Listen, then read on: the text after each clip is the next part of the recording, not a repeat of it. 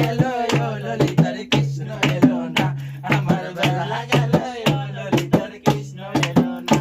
আরে কালকে বেলায় এত সালে তারা এসেছিল ভাই দুজনে, আরে কালকে বেলায় এত সালে তারা এসেছিল ভাই দুজনে।